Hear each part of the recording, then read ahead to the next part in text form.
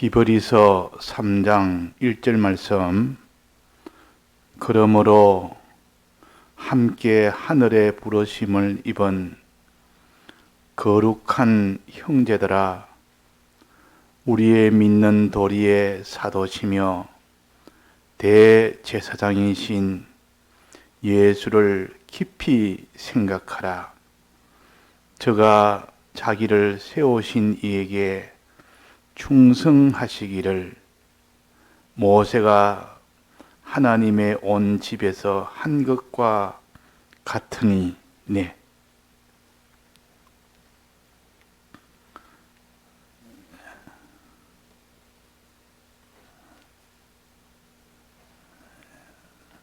우리가 본받아야 될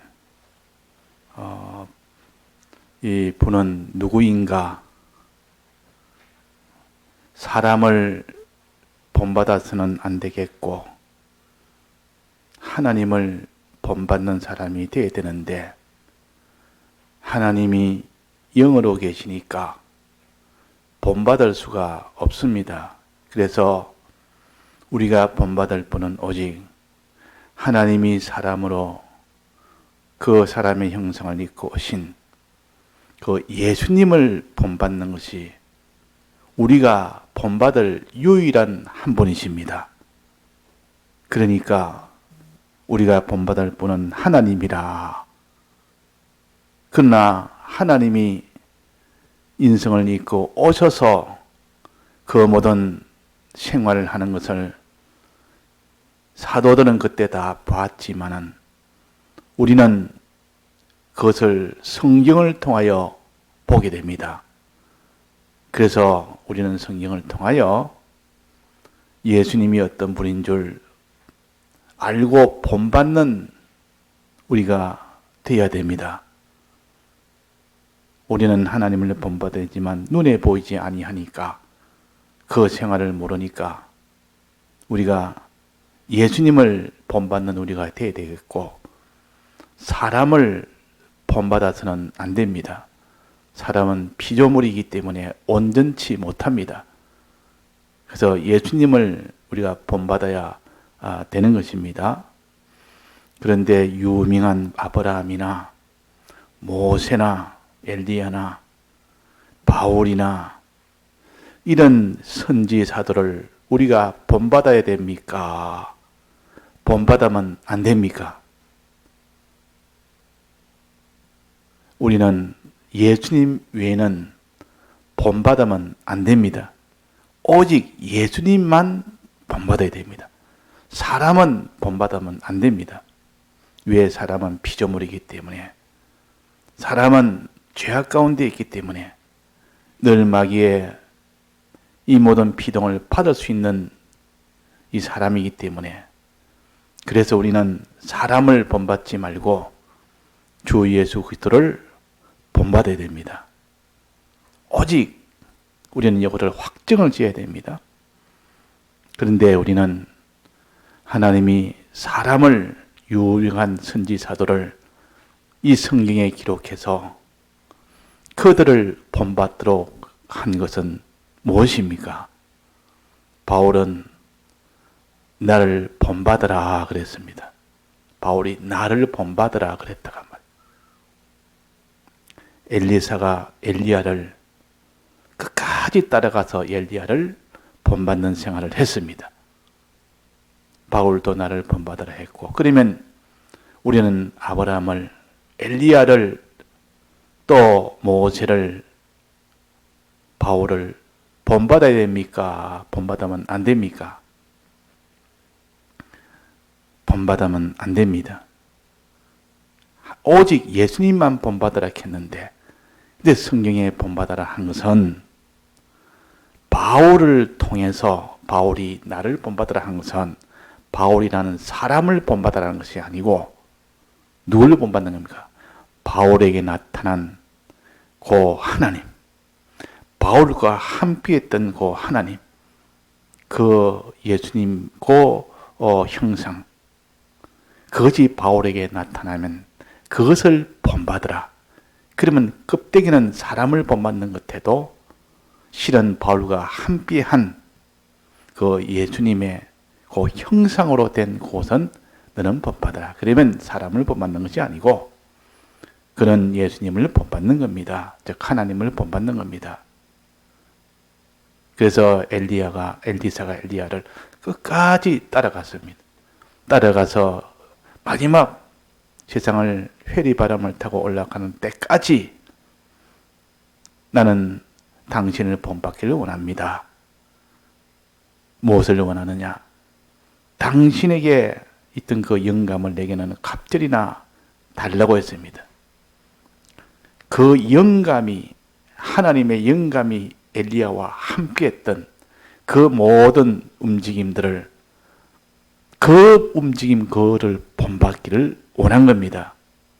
그러니까 엘리야라는 그 사람을 본받는 것이 아니라 엘리야를 감동감화시킨 그 성령의 감동을 본받아야 된다 그 말입니다. 이거 오직 그래서 예수님만 본받으라. 예수님이 영으로 나타나신 분이 성령입니다. 그리고 영이 성령이라 그러고 예수님의 신성을 가르칩니다. 이거 예수님을 본받으라. 성령을 본받으라. 예수님과 함께한 그 영감을 본받으라. 내가 예수님을 본받는 겁니다. 바울이 나를 본받으라 하는 것은 바울에게 함께했던 그 하나님, 그 예수님을 함께 본받으라. 그걸 본받으라. 자, 바울이 성경을 많이 기록했습니다. 많이 기록했어요. 그 바울이 기록한 그 성경은 바울이 기록한 것이 아니고 하나님이 성령으로 바울을 붙들고 성령이 기록한 겁니다.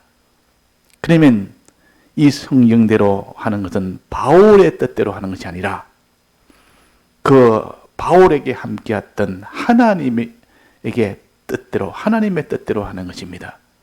그래서 로마서 같은 이런 바울이 기록한 그 성경은 하나님이 바울을 붙들고 성령이 기록했기 때문에 그 바울의 말을 따르는 것이 아니라 실은 이 바울에게 함께했던 그 성령의 그 역사를 따르는 것입니다.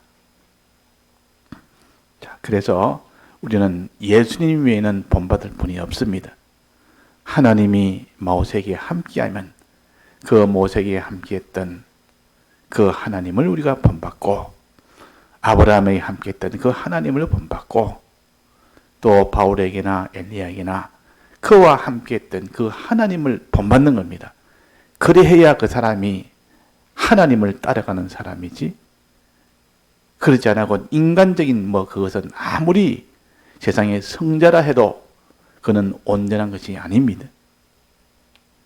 그래서 아무리 백목사님이 위대하다 할지라도 우리는 백목사님을 본받는 일은 없어야 됩니다. 백목사님과 함께했던 그 성령의 감동으로 움직였던 그 면을 우리가 본받을 수 있는 것입니다. 바울에게 함께했던 그 성령을 본받는 겁니다. 그래서 우리는 이것을 바로 알아서 오늘도 우리가 예수님을 본받는 우리가 됩시다. 그래서 여기에 말씀하시기로 형제들아 우리는 예수를 깊이 생각해라. 예수를 깊이 생각하면 생각할수록 예수님을 본받는 그런 사람이 됩니다. 도덕을 자꾸 깊이 생각하면 또 무슨 이런 이 세상에 있는 권세를 자꾸 깊이 생각하면 그것을 본받게 되고 그것을 가지기를 원하게 되고 자기가 생각하는 거기에 모든 것이 다 그쪽으로 기울어지게 되어 있습니다. 무엇이든지 종일 내가 이 땅에 무슨 좋은 집을 하나 내가 창문해야 되겠다. 내가 좋은 하나의 이런 사업을 하나 해야 되겠다. 종일 생각하고 몇 달이고 몇 년이고 생각하면 그것을 본받는 겁니다. 거기에 맞춰진 사람이 되어버립니다. 그러나 예수님을 밤낮으로 생각하는 사람은 예수님을 본받게 됩니다. 그러니까 무엇을 생각하느냐, 무엇을 너는 깊이 연구하느냐, 거기에 따라서 그 사람이 거기에 그런 사람이 되어버립니다. 그러니까 생각하는 것에 하나님이 모든 것을 다 넘치게 해주신다. 생각하는 그것이 그 사람을 움직입니다. 그 사람의 사상을 결정짓고 그 사람의 소원을 결정짓고 그 사람의 행위를 결정짓고 그 사람이 다 들여 바치는 그 바침을 결정을 짓는 것이 생각에서 시작됩니다. 무엇을 생각하느냐? 자, 예수를 깊이 생각해라. 예수를 깊이 생각하면 너는 예수를 닮게 된다. 예수님을 닮게 됩니다. 예수님을 생각 안 하니까 이 예수님을 닮지 못하고 돈을 생각하면 돈에 대해서 자꾸 돈의 사람이 되어버립니다. 돈과 닮은 사람이 되어버립니다. 그러니까 우리가 무엇을 생각하느냐? 예수님을 깊이 생각해라. 제일 복입니다. 예수님을 생각하되 그것을 깊이 생각해란 말은 신앙 양심을 가지고 생각하라 그 말이에요. 신앙 양심이 제일 깊은 곳에 있습니다. 우리의 마음 중에 제일 깊은 곳, 제일 중심이 되는 것이 신앙 양심입니다. 그래서 양심은 새벽 별이라 그랬습니다. 우리 마음속에 있는 새벽 별과 같다. 캄캄한 밤에 별 하나가 빛이 나서 그것이 어두움을 밝힙니다. 그 별 중에서도 샛별이라, 샛별, 새벽에 있는 샛별을 새벽별이라 그럽니다. 가장 밝게 빛나는, 별 중에 가장 밝게 빛나는 곳이 새벽별입니다. 우리의 마음속에 의지도 있고 이런 미움도 있고 사랑도 있고 소망도 있고 이런 자기의 무슨 이런 작정도 있고 이런 슬픔도 있고 기쁨도 있고 온갖 마음이 수십 가지 수백 가지가 있지만은 그 중에 제일 옳고 깨끗하고 좋은 것이 양심입니다. 양심 중에서도 하나님을 향한 그 양심, 이것을 신앙 양심이라고 합니다. 이 신앙 양심을 가지고 예수님을 깊이 생각합니다. 예수님을 생각한단 말은 예수님은 어떤 분인가? 이 세상에 오시기 전에는 어떤 분인가를 생각합니다. 지극히 크신 분이요. 오실 때는 어떻게 오셨는가? 지극히 천한 자로, 고난받는 자로, 또 가난으로 오셨다. 오셔서 어떤 일을 하셨는가?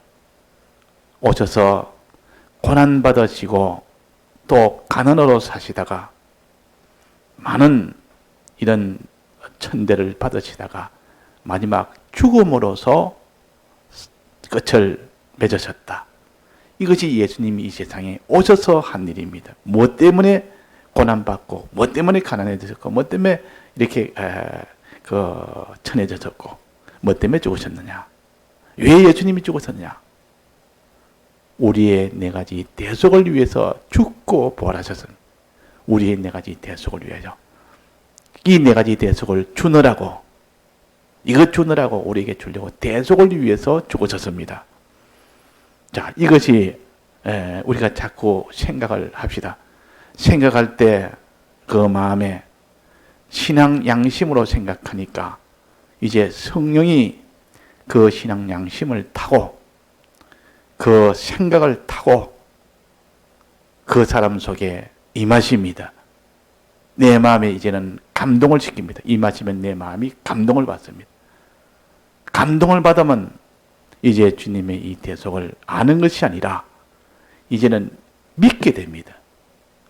내가 믿으려서 믿는 게 아니라 자꾸 이렇게 주님의 대속을 이렇게 깊이 양심으로 생각을 하다 보니까 나도 모르게 믿어지는 겁니다.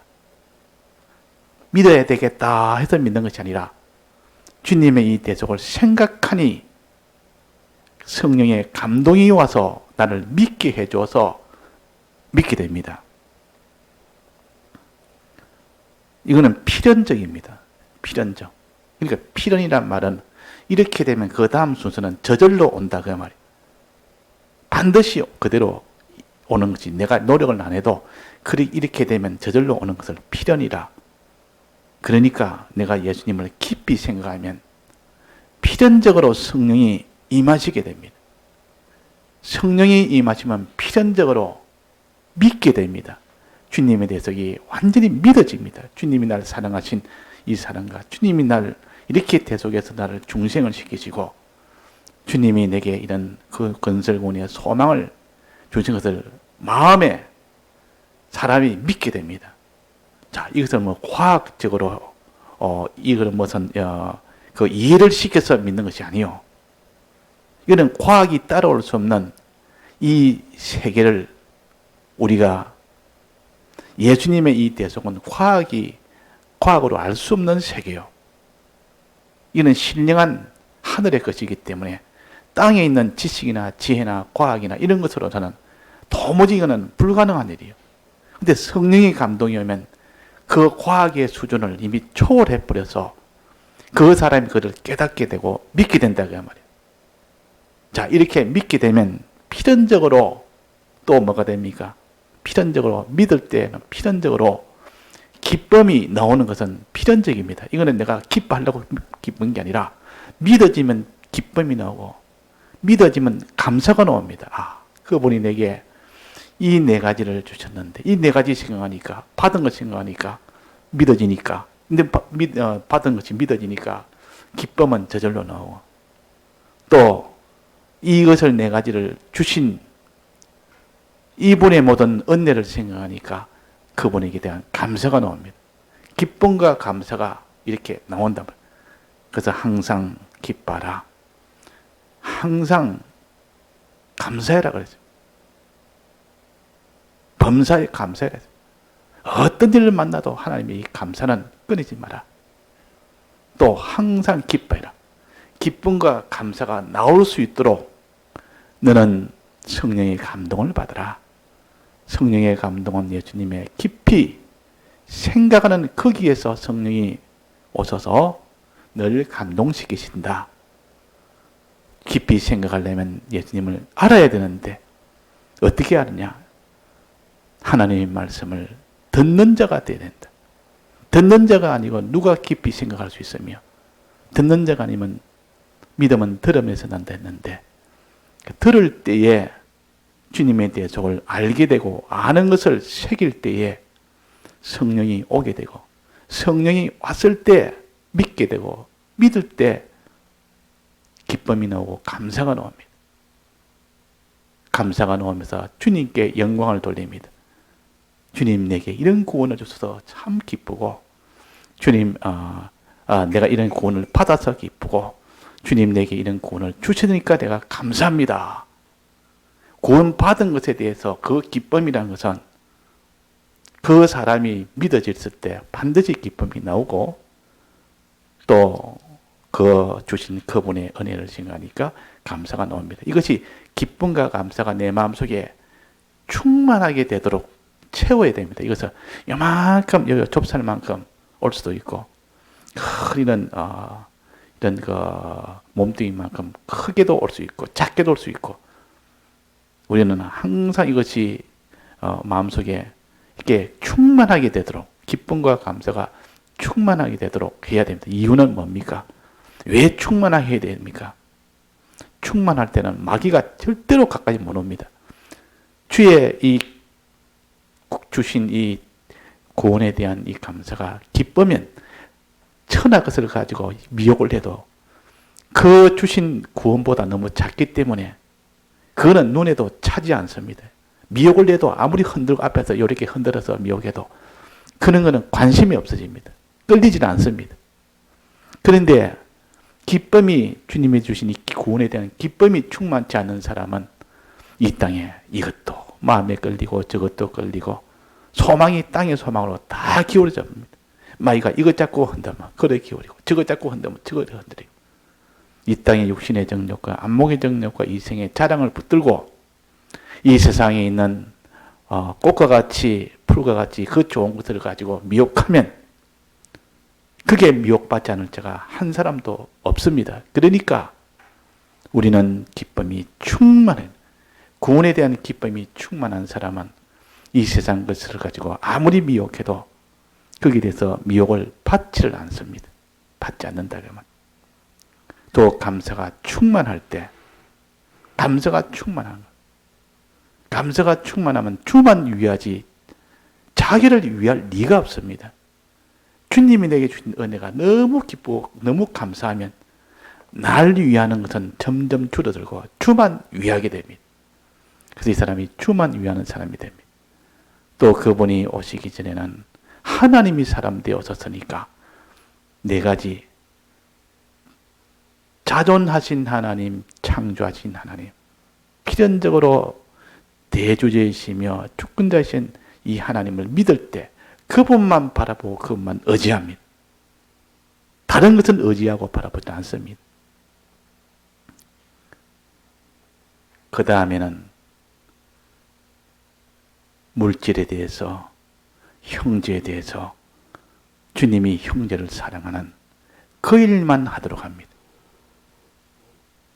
오직 하나님의 뜻을 따라서 뜻대로만 하도록 한다. 뜻대로만. 한 뜻대로만 살지 다른 생각을 안 합니다. 자, 기도하고 찬송하고 이제 하나님 뜻대로 사는 것. 즉 사람에 대해서 하나님 뜻대로 살고 또 피조물에 대해서 어떤 물질에 대해서나 이 모든 만물에 대해서 하나님 뜻대로 사는 겁니다. 자, 하나님 뜻대로 사는 것을 다른 말로 순종이라 그럽니다. 하나님 뜻대로 사는 것. 이걸 말씀대로 산다, 계명대로 산다, 하나님 뜻대로 산다 되나 같은 말이에요. 하나님 뜻대로 사는 것. 자, 그래서 우리가 기쁨이 넘치고 감사가 넘치면 이제 하나님의 뜻대로 사는 사람이 됩니다. 뜻대로 살 때 비로소 그 믿음이 온전한 믿음이 됩니다. 즉 행함이 있는 믿음입니다. 순종이 있는 믿음입니다. 사람에 대해서는 사람을 사랑하는 이것이 사람에 대한 계명이요. 하나님에 대한 계명은 하나님을 바라보고 의지하고 하나님만 사랑하는 것이 하나님에 대한 계명입니다. 이런 생활을 하는 것을 순종 생활이라, 하나님의 뜻대로 하는 생활이라. 그래서 노아는 하나님의 뜻대로 하는 생활을 했습니다. 120년 동안 방주를 만들 때 방주 만드는 거 하나하나도 하나님의 뜻대로 했고, 방주 만들기 위해서 가정생활을 어떻게 해야 되는가, 그것도 하나님의 뜻대로 가정생활을 했습니다. 또 물질생활은 하나님의 뜻대로 했습니다. 자, 방주 만들려고 그러면 뭐 먹어야 될 거 아닙니까? 먹으려면 뭐 농사를 지어야 될 거 아닙니까? 또 가축도 길러야 될 거 아닙니까? 그러니까 방주 만들면서도 농사는 어떻게 지으며 가축은 어떻게 기르며 그런 것도 하나님의 다 뜻을 찾아서 뜻대로 농사도 짓고 가축도 기르고 가정에 자식도 키우고, 자식 아들 셋 있는데 이걸 어떻게 키울까? 이걸 키워야 뭐 배 만드는 그 일에 다 동참을 시켜야 되니까. 그 결혼하는 것이 목적이 아니고 그 자녀들 다 결혼을 시켰지. 또 거기에 뭘 입을 것 다 맞을 것, 그 농사도 짓게 하지. 자, 농사 지으면서 방주 만들었겠습니까? 농사 안 지으면서 방주 만들었겠습니까? 농사 다 지으면서, 지금 말하면 직장 생활 하면서, 또 무슨 자기의 일터에서 가서 일을 하면서, 그러면서 농사를 방주를 만들었지. 그래서 조금 하면 이 방주 만드는 일은 제2로, 제3으로 돌려버리고, 그때 농사 짓는 것 위주로, 가정생활 일 위주로, 가족생활 위주로, 이렇게 한 사람들은 전부 다 멸망을 받았습니다. 그래서 무엇을 먹을까, 무엇을 마실까, 무엇을 입을까 하지 아니라, 그거 하다가 다 망했다. 노아 때. 또 노아 때 하나님의 아들들이 사람의 딸들의 아름다움을 보고, 그래서 다 자기 아내로 삼는 이런 가정생활을 함으로 거기에 다 주력을 했고, 또 자기의 모든 이런 소유생활, 이 세상에 그 생활을 한다고 방주 만들 시간이 없습니다. 방주 만드는 그 이는 하나 형식이고 그걸 안 했다고 말이에요. 근데 노아는 방주 만드는 순종을 제1로 삼았습니다. 이거 잘 짓기 위해서 가정생활은 하나님이 너 가정은 이렇게 하고 농사는 이렇게 짓고 너 모든 수입생활은 이렇게 하고 순종으로 다 했다. 그러나 노아는 준행하였더라. 다 준행하였더라. 하면 방주 만드는 그 일을 다 준행했고 방주 만드는 데 필요한 가정생활 다 하나님 뜻대로 준행했고 농사 짓는 것도 하나님 뜻대로 준행했고 다 해서 비로소 방주 만드는 일을 다 완성이 된 겁니다. 그래서 우리는 예수를 깊이 생각해서 예수를 믿는 이 사람이 먼저 되어야 되겠고 그 다음에는 하나님이 시키는 대로 순종하는 순종생활이 되어야 됩니다. 이 순종생활, 실제 현실에서 하나님에 대해서 순종생활, 사람에 대해서 순종생활, 또 물질에 대해서 순종생활, 이 순종생활을 하라고 우리에 주셨습니다. 사람은 사랑하고 하나님은 공경하고, 공경이라면 하나님을 바라보고 의지하고 하나님을 위하여 사는 것이 공경입니다. 부모를 공경하는 것도 같은 겁니다. 자, 그래서 또 물질에 대해서는 하나님이 이용물로 삼아서 물질은 구하지 말아라. 하나님이 주신다. 너는 사람에 대해서 하나님 뜻대로 하고 물질에서는 하나님이 네가 쓸 만큼 하나님이 주시니까 네가 사람을 구원한다고 하는데 거기에 필요한 것이 있으면 얼마든지 구해라. 주님이 사람을 구원하게 되는데 집이 필요합니다. 이 구할 수 있습니다. 사람을 나를 구원하고 다른 사람의 구원을 위해서 내게 돈이 필요합니다. 그게 구할 수 있습니다. 내게는 건강이 필요합니다. 그게 구할 수 있습니다. 내게 직장이 필요합니다. 그걸 구할 수 있습니다. 내게 지혜가 필요합니다. 그것을 구할 수 있습니다.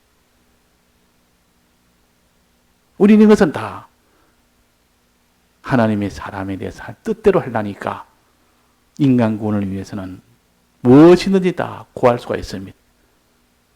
자, 이런 생활을 총칭해서 순종생활이라 그럽니다. 순종생활. 자, 예수님을 믿는 생활 하나 하고 믿음으로 기쁨과 감사가 충만한 생활 요거 하나 해야 됩니다. 요것이 제일 먼저요. 그 다음에 이제는 순종생활에 하나님에 대해서 사람에 대해서 또 물질에 대해서 순종생활해라. 하나님 시킨 대로 해야 되는데 사람이 살다 보면 자기의 물질 위주로 사람의 육신 위주로 하나님에서는 그냥 상관하지 아니하고 자기나 다른 사람의 구원에 대해서는 상관하지 아니하고 물질이 어찌 되느냐 내 육신이 어찌 되느냐 이 땅에 사는 생활이 어찌 되느냐 거기에 모든 걸 다 맞춰서 사는 것은 노아 때 노아 식구 외에 모든 사람들이 산 고생입니다. 노아는 모든 것을 다 준행한 의인이 됐습니다. 다 하나님 시킨 대로 순종한 의인 생활을 했습니다. 자, 그래서 우리는 하나님 뜻대로 순종하는 의인 생활이 이제 오늘 두 번째입니다. 첫 번째는 예수를 깊이 생각해서 성령을 받아서 믿는 생활, 마음에 믿는 생활을 했다. 믿어서 기쁨과 감사가 충만한 이것이 먼저 있어야 되고 그 다음에는 하나님의 말씀대로 하나님 뜻대로 실제로 우리의 몸을 움직여서 순종하는 순종 생활이 있어야 됩니다. 자, 순종 생활을 할 때 여러 가지 수고도 들어가야 되고 또 힘도 들어가야 되고 땀도 들어가야 되고 자기의 모든 소유도 들어가야 되고 이런 것이 들어가서 순종이 되는 것이지 손 하나 꼼짝하지 않는 그런 순종만 원하는 사람은 순종을 못합니다. 너 순종하려면 이런 수고가 들어가야 된다. 이 순종하면 이런 너는 그 소유가 너는 거기에 다 들어가야 된다. 내 평안도 들어가서 내 명예도 다 들어가야 되고 이런 것이 다 깨지고 다 없어질 수 있는 비용으로 다 들어가야 되는데 그것을 원치 않아서 순종을 못합니다. 사람들이 왜 순종을 못하느냐? 순종하면 하나님 앞에 순종하면 자기 좋은 것이 다 깨져 버리니까, 또 자기한테 이렇게 안 좋은 것이 오게 되니까 그 순종하는 얘 육신이다. 참 이게 공고해지고 내가 육신으로 얻을 좋은 것들이 다 없어지니까 순종이 안 되는 겁니다. 그래서 순종이라는 것은 반드시 자기 있는 것을 드려야 됩니다. 또 자기 있는 것을 부인해야 됩니다. 부인할 것 부인하고 드려야 될 건 다 드려야 그것이 순종의 온전한 순종이 됩니다. 자, 다 드려서 순종하는 것을 무엇이라고 합니까? 무슨 생활이라 그럽니까? 하나님 뜻대로 하는 것을 순종 생활이라 그런다면 다 드려서 순종 생활하는 것을 무슨 생활이라 그럽니까? 다 드려서 순종 생활. 그 순종에다가 그 플러스해서 다 드리는 거, 합친 거, 자기 부인하고 자기 있는 거 다 드려서 순종하는 생활을 그걸 충성이라 그럽니다. 충성. 충성이란 말은 순종을 하되 자기 있는 것을 다 드리고 자기를 부인하고 하면서 순종할 때 그것을 충성이라 그럽니다. 자, 충성이라는 것은 어떤 환난이 와도 충성하는 사람은 계속할 수가 있습니다. 충성하지 못하는 사람은 계속은 안 됩니다. 어려움이 오면 다 중단해 버립니다. 그러나 충성할 수 있는 충성한 자는 어디까지 어려움이 와도 계속이 된다 그 말입니다. 하나님께서 우리가 충성해라, 충성해라 이렇게 합니다. 자, 여기에 봅시다. 2절에 저가 자기를 세우신 이에게 충성하시기를 충성해라 그 말입니다. 그 앞에는 뭡니까? 1절에는 예수님을 깊이 생각하라. 깊이 생각함으로 인하여 성령이 받아서 예수님의 대속을 믿으라 그 말이에요. 예수님의 대속을 믿으라. 또 기쁨과 감사가 충만케 해라. 이것이 1단계입니다. 예수님의 대속을 마음에 믿어서 기쁨과 감사가 충만하는 이는 사람이 됐대서 그것이 믿음의 완료는 안 됩니다. 이제는 하나님 뜻대로 순종하는 순종생활이 돼야 되고 그 순종생활 할 때 자기를 다 들여서 하는 순종생활, 자기를 부인해서 하는 순종생활, 즉 충성이 있어야 됩니다. 자, 그래서 우리가 충성이라는 것은 아무나 못합니다. 한 뜻대로 하는 생활 어렵습니까? 쉽습니까? 어렵습니다. 안 해보면 쉽다고 여기고 해본 사람은 정말 그는 하나님 뜻대로 순종하는 것은 어렵습니다. 충성이 어렵습니까? 쉽습니까? 이거는 솔직히 말하면 불가능합니다. 내가 충성한다는 게 다 그는 자세히 들어가면 충성이 아니고 그건 다 외식이고 자기를 다 들여서 순종하는 것은 불가능하다. 그러면 이 충성은 어떻게 되느냐? 주님의 사활의 대속을 정말 믿은 사람은 기쁨과 감사가 충만한 사람은 다 충성합니다. 그런데 기쁨과 감사가 충만치 못한 사람은 아무도 충성은 못합니다. 그저 필연이다. 기쁨과 감사가 충만한 사람은 충성은 필연적으로 이루어집니다. 필연적으로. 자, 그래서 순수로 말한다면, 거꾸로 말한다면 충성이라는 건 다 들여서 순종하는 건데 이것은 반드시 주님이 주신 기쁨과 감사가 충만해야만 가능합니다. 기쁨과 감사가 충만하려면 주님의 이 주신 이 구원과 이 대속을 믿은 사람이 아니면 안 됩니다. 이 믿는 사람이 되어야 됩니다. 믿는 사람이 되려면 어떻게 됩니까? 성령의 이 은혜를 받아야 됩니다. 성령의 감동을 받아야 됩니다. 성령의 감동은 어떻게 받는댔습니까? 예수를 깊이 생각할 때 성령의 감동이 옵니다. 예수를 깊이 생각하려면 예수님에 대해서 알아야 될 거 아닙니까? 예수님에 대해서 이걸 알기 위해서는 어떻게 해야 됩니까? 말씀을 들어야 됩니다. 말씀을 들어야 된다 말이에요. 말씀을 듣는 일에 힘을 써야 됩니다. 자, 말씀을 듣는 일에 힘쓰려면 그 앞단계가 하나가 더 남았습니다. 무엇이 있어야 말씀을 들을 수 있습니다. 뭐 해야 됩니까? 우리가 언제든지 말씀을 들을 수 있습니까? 하나님의 말씀을 내가 지금은 성경 보면 되지, 예배 보면 되지. 성경 읽고 내가 예배 보면 뭐 되는 것이지. 내가 뭐, 그게 내가만 힘쓰면 되는 것이지. 자, 그래서 성경에는 말씀을 전하는 자가 하나님이 보내줘야 됩니다. 이 말씀을 듣도록 하나님이 우리에게 이 전파하는 자를 보내줘야 된다 그랬습니다. 자, 그래서 우리가 지금 이 전파하는 자가 다 듣지 못하는 자가 어디 있느냐 그랬습니다. 지금은 벌써 선지사도로 통해서 다 듣도록 이미 은혜의 때가 되었습니다. 이제 누구나 이 복음을 다 들으면 되고 접하면 누구나 알 수 있도록 됐습니다. 지금은 인터넷 시대라 뭐 이 보면 내가 하나님 말씀을 몰라서 예수를 몰라서 못 믿는 게 아니라 성경을 내가 몰라서 못 믿는 것이 아니라 자기가 보려면 성경을 다 볼 수 있고 들으려면 다 들을 수 있는 이 전파가 선지자가 이 세상에 가득 찼습니다. 땅끝까지 복음이 이루어졌습니다. 우리가 힘써 듣는 일을 합시다. 듣는 일에서 게으르면 그 다음에는 그 사람이 생각할 수가 없습니다.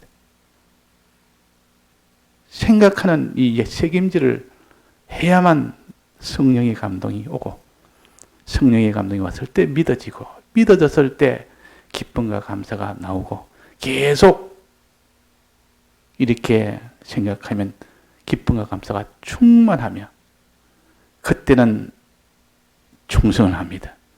그때는 자기를 부인하기도 하고 자기가 다 드리는 이 생활도 하고 순종하는 생활이 온전히 이루어집니다. 이걸 충성이라고 합니다. 충성이 맨 마지막입니다.